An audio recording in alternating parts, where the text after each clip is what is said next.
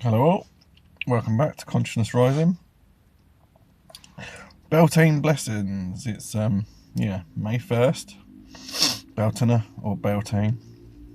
I'm not quite sure on the correct pronunciation, but an important day for pagans and our ancestors. The women would go and collect the morning dew and refresh themselves with it.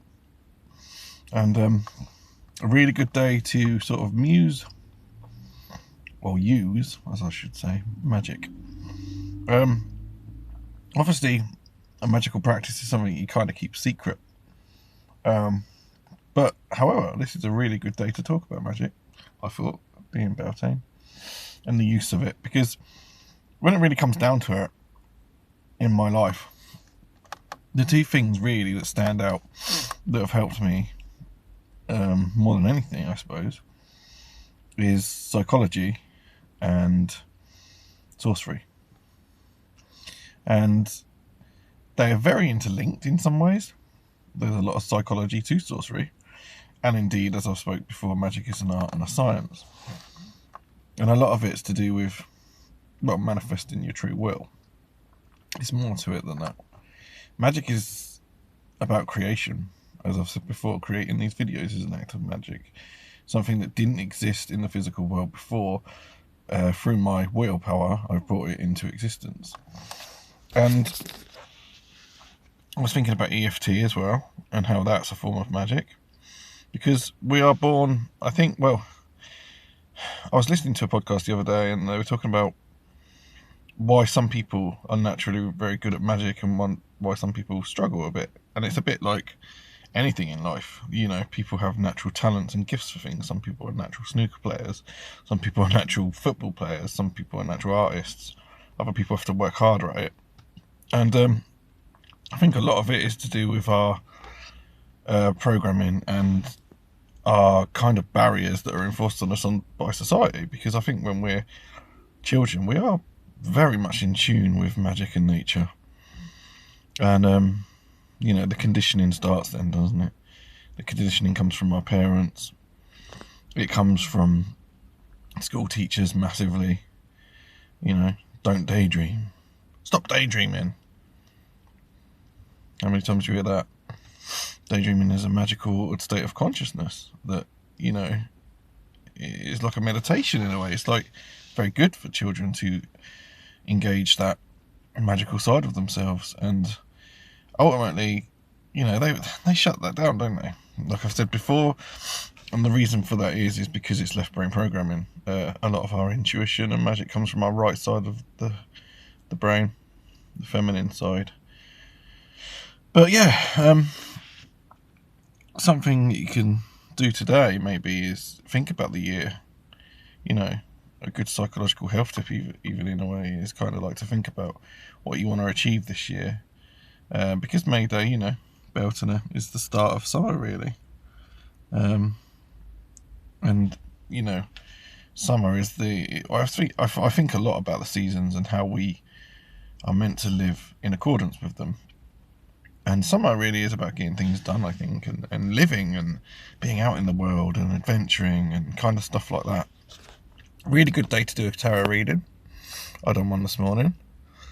It's a very, very magically charged time, following on from, of course, Valpurgis night, which was yesterday, in the evening. I felt a bit strange yesterday, but it's all clear today. Weird, isn't it?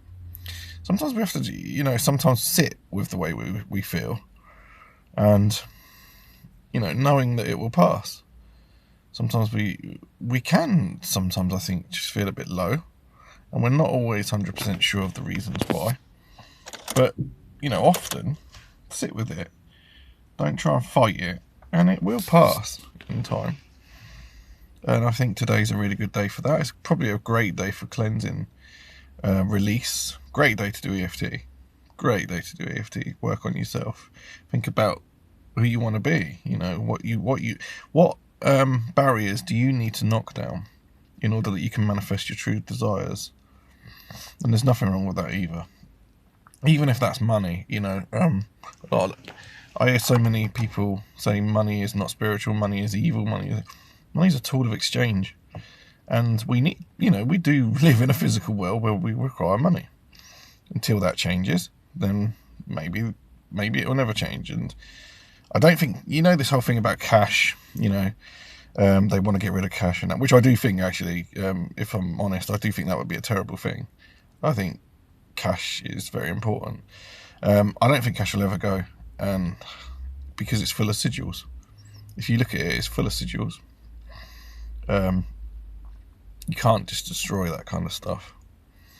But yeah, great day to do a sigil as well. Sigil magic. I'm not going to give you the instructions of how to do that because it's easy to find that kind of stuff online. But today would be a great day to do sigils.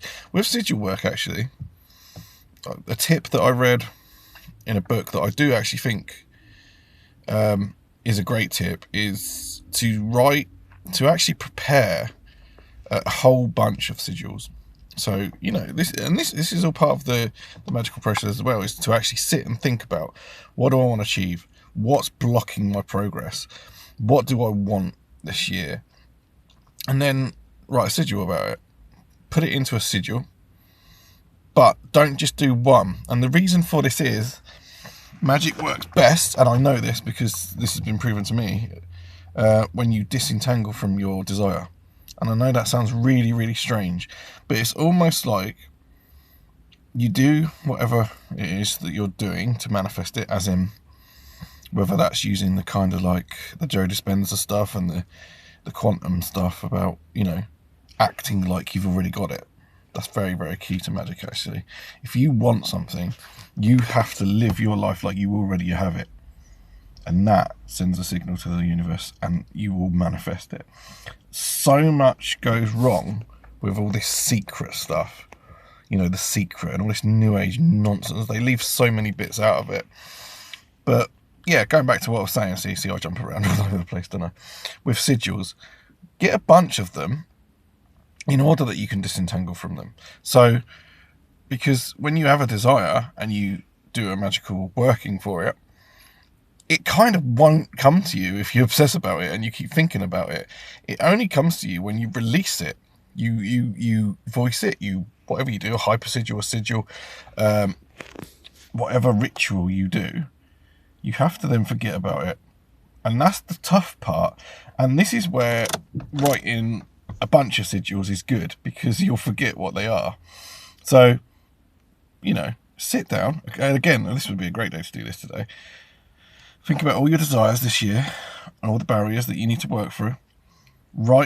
Do a bunch of sigils, not just one or two, just do a bunch, and then leave them. Don't charge them up.